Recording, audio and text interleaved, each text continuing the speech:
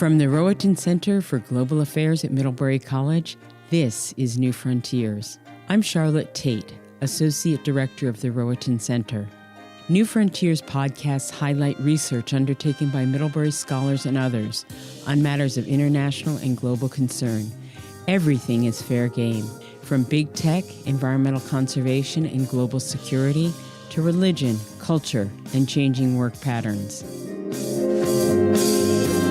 In this episode, Mark Williams, director of the Rohatyn Center, and political scientist Kemi Fuentes-George discuss the environmental justice movement, some of its economic, political, social, and racial dimensions, how it's manifest here in the United States and abroad, and what achieving environmental justice for marginalized populations might actually entail.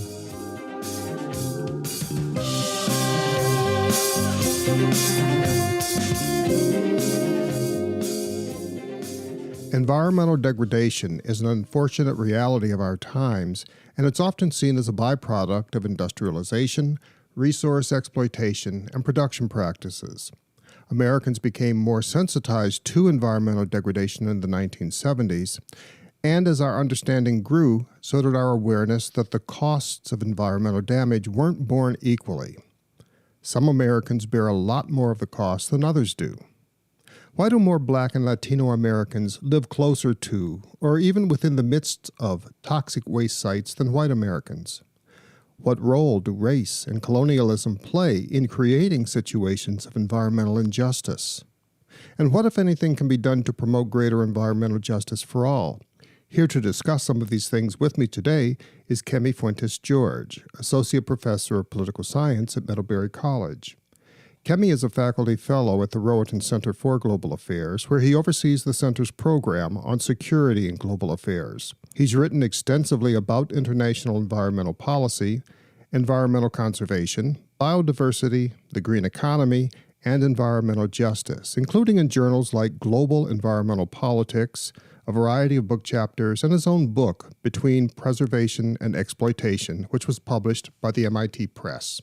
Today, I'll talk with him about some of his most recent scholarship, including a 2021 study on comparative environmental justice that was published in the Oxford Handbook of Comparative Environmental Politics, as well as one of his new research projects on why the colonialism of old still impedes indigenous participation in environmental management.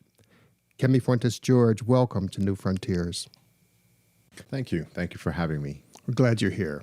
Now, a lot of your research has been about environmental justice in a comparative perspective. So let's start with some definitions. And instead of starting with what you focus on, which is environmental justice, let's begin with its inverse.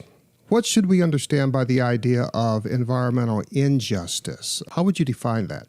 All right, so environmental injustice is a little bit easier to define than environmental justice, as we'll see in a second. But the basic idea is that as a result of human activity, we generate environmental impacts, whether this is land degradation or air pollution or water pollution or what have you. And environmental injustice occurs when the negative results of these impacts primarily accrue to populations who are marginalized or otherwise vulnerable, and the benefits of these processes accrue to populations that are already privileged, and you have a situation in which marginalized and vulnerable populations are systematically shut out or disenfranchised from participating in the political system to help address how these goods and benefits are distributed. So, if I'm hearing you correctly, the bads of environmental degradation are concentrated among specific groups. Those groups themselves lack access to or input into discussions and policymaking about environmental management. Right, exactly. And then the definition of these groups is going to vary from country to country and in cases within countries. So in some cases, these groups are primarily identified by racial difference. So in the United States, you had mentioned Black and Latino populations, for instance. Mm-hmm. In some cases, these groups will be identified primarily by economic difference. Okay. So in Appalachia, for instance, some of the major victims of coal mountaintop removal are low-income white communities. And there are, of course, Black people who live in Appalachia, but that is a predominantly white area. In some cases, these would be gendered communities.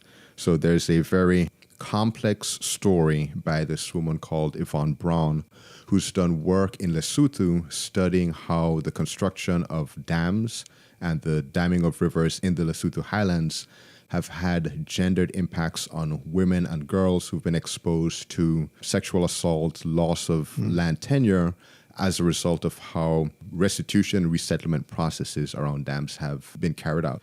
And of course, there are ways in which these all intersect. Who is defined as a vulnerable population varies by context, but there's always a sense of vulnerability and privilege. Okay. Well, you've partially answered a question that I was going to ask next.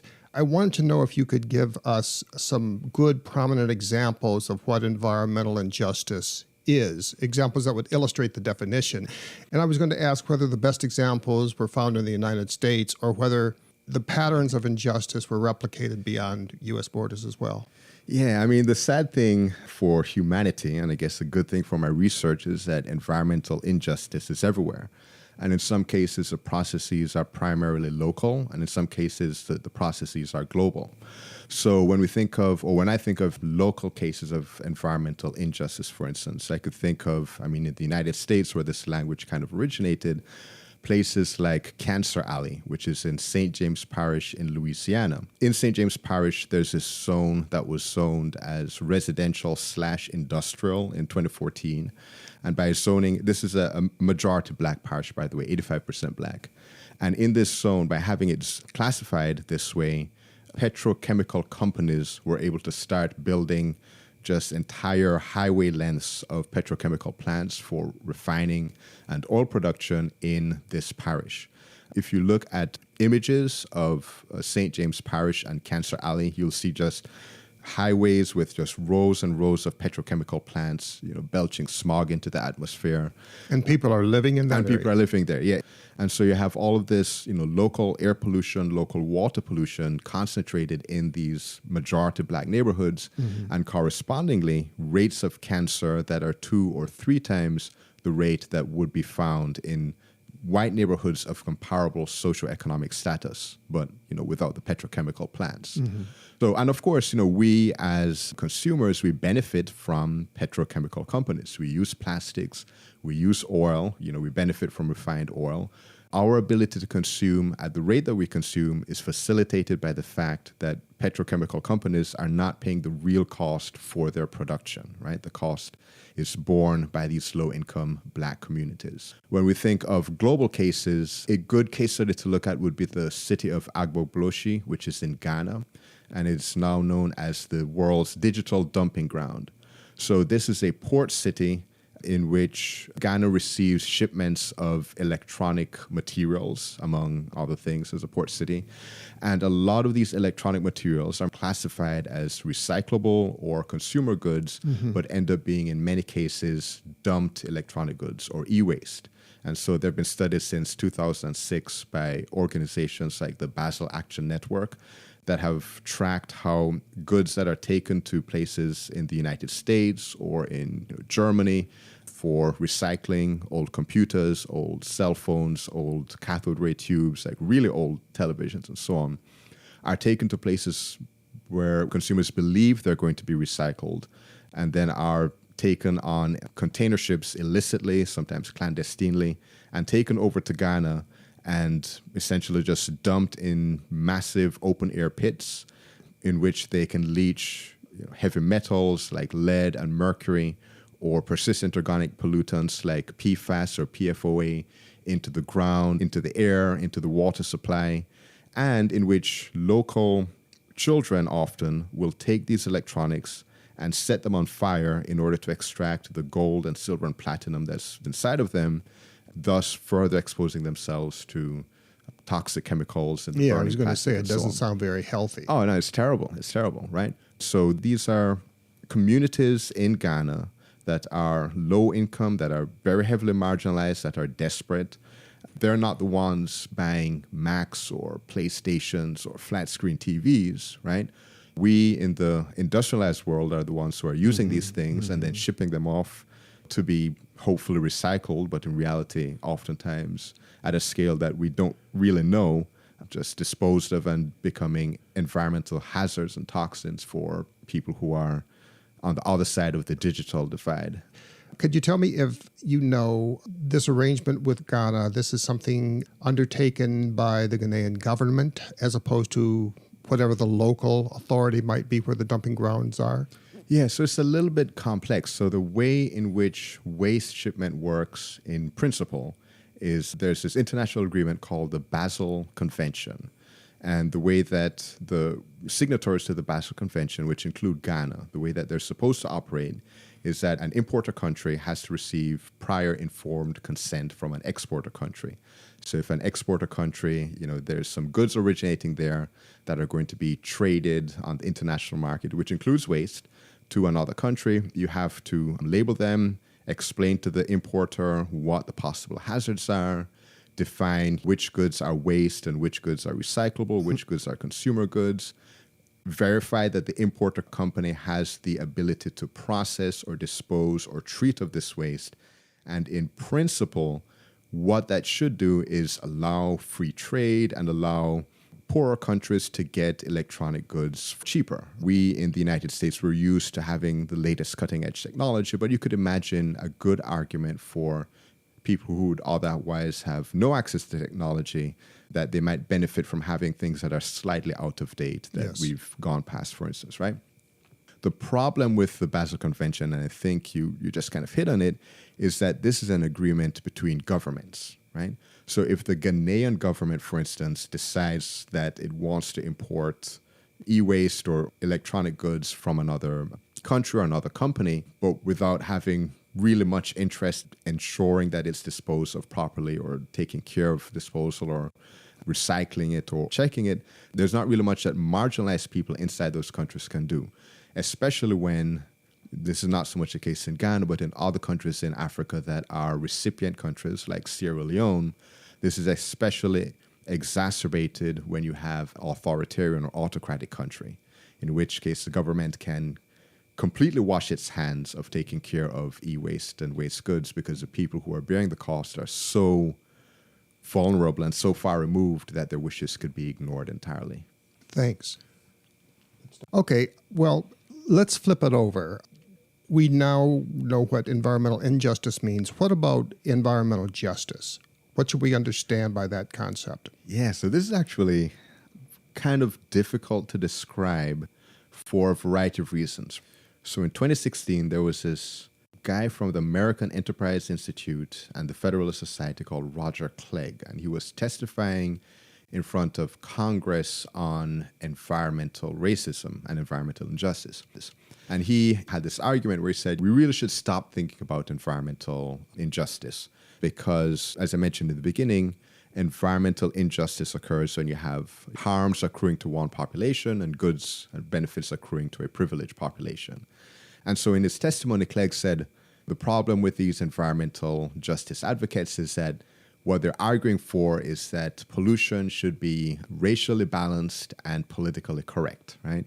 So I want to emphasize by saying the point of environmental justice is we don't have environmental justice when you have a bad environmental situation that's equally shared. So if you could imagine some hypothetical scenario in which you have a mixed-race city or district where everyone is equally exposed to cancer-causing chemicals, I don't think anyone would call that environmental justice. So environmental justice should have at least some component of a sustainable and well-managed environment in which harms are not primarily accrued to a vulnerable population. Where it gets tricky, though, is defining who are the actors that can make justiciable claims with regards to the environment. One of the big debates is whether or not things that are alive but are not human deserve environmental rights and environmental justice protection. So trees, for instance, right? Trees are, alive. There's some who would make an argument that trees have a right to life, that you could violate the rights of trees or beavers or any other kind of living organism by engaging in wanton destruction of the environment.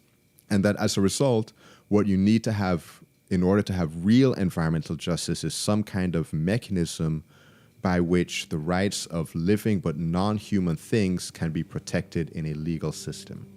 And so this idea that trees could be appointed, or any other living non-human thing could be appointed a guardian or a representative, dates back, at least in the United States, to legal arguments of the scholar Christopher Stone, who advanced this very idea. And it may sound strange, but it's really not that far-fetched. I mean, corporations, for instance, are entities that have representatives that can represent their interests in a court of law. And corporations are, they're made up of people, but in reality, it's a legal fiction, right? It's a legal actor, not a living actor in the way a tree or a bison would be. There are some, however, who would say that this idea of extending rights to non-human things doesn't make sense. And so there's a philosopher called Richard Hisks who argues that in order for a justice or rights claim to be meaningful, there has to be some sense of reciprocity or the possibility of reciprocity between the claimant and the claimee. And so his argument is that rights and justice claims can only take place between human beings because human beings have the capacity for reciprocity and living in a society in ways that like a human and an otter do not. Well, it all sounds like there's still an open debate there, and I'm wondering where you come down. How would you present your own view on environmental justice in a fairly succinct way? What does it mean to you? For me, environmental justice would require a very real accounting of the costs that our rate of consumption are imposing on marginalized people. First of all, something like Cancer Alley, to me, should not exist. There should not be such a concentration of environmentally toxic products and processes so close to, anybody, but certainly not towards marginalized populations. But that doesn't mean that I think that environmental justice will occur if you take those same petrochemical companies and just put them all over different places of the United States. I think part of the problem is that we've gotten so used to consuming at the rate that we're consuming that we assume that environmental justice or that environmental solution would maintain our rate of consumption and just disperse the harms elsewhere. And I believe that environmental justice could only be possible if we radically curb how much of these toxic, goods, whether it's heavy metals or petrochemical products, we consume overall. Okay, great. In the study that you published with the Oxford Handbook of Comparative Environmental Politics, you say something I'd like to quote and then get your response. You say, the language and rhetoric of environmental justice has origins that are largely American. And I'm wondering, how is that so? And could you elaborate a little bit about what you mean by that? So the processes of environmental injustice date back basically to colonialism. But the language specifically of the words environmental justice and environmental racism came out of the 1980s in the American South when Black and Latino communities became, I don't want to say aware, because I'm sure they must have known about it, but they began gathering data demonstrating to outside viewers that they were the victims of targeted environmental toxins and hazards. So things like dumping, again, the siting of chemical plants or industrial plants and so on, right? And in 1987, the United Church of Christ and local advocacy groups created a study in which they presented this information to the U.S. Congress and to the public at large, in which they said, in essence, a new civil rights battle for Black communities in the United States was going to be on the frontier of environmental justice and environmental racism. This language became globalized throughout the late 1980s and late 1990s when, in response to domestic pressure, companies in the United States, industrial companies, electronics companies, found it harder to dispose of waste domestically and therefore began shipping waste abroad, leading to, as I mentioned earlier, situations like Agbogboshi or dumping of waste in Haiti. Gonaives, Haiti was kind of one of the big instances of international environmental injustice. Now, in the United States, coalitions of activists, Black activists in particular, became aware of what was taking place in Haiti and then linked up with some activists in Haiti in the 1980s to try to get industrial ash that was being dumped on the beach taken away and then disposed of properly. And so through that global connection, the language of environmental racism and environmental justice began spreading in other countries around the world. And then that language over time also became adapted to kind of frame what was taking place in different contexts, like in conservation issues, in water issues, in dam management issues, and so on. Outside of the United States. Outside of the United States, yes, exactly. But at the same time, like when I was doing my research in Jamaica and Mexico, I found several instances of what I considered to be environmental injustice, but the people didn't use this terminology. They would talk about things being unfair or things being a threat to their culture or a threat to their way of life. And there was a sense that they were victims of a government that was not responsive to their wishes and that was doing work among rural people, marginalized rural people in Jamaica and in Mexico. But they didn't use the words environmental racism and environmental justice. And I think that's primarily a terminological thing. I'm not sure to what extent that language is necessary for the kind of coalition building that is needed to push back on these processes. But whether it is a benefit or whether it is a hindrance to employ that type of language in describing this phenomenon. I guess my concern is that to these communities, I wouldn't want it to seem like the Americanization of their struggles, right? To bring in this terminology that did not originate in Jamaica or Mexico or what have you. I mean, if they adopted themselves, I think that's fine. But it's funny because these processes are global and local at the same time. Rates of consumption, oil extraction, digital dumping. These are things that are now tied into the global economy, but that are also mediated so much by local political and social realities. Right.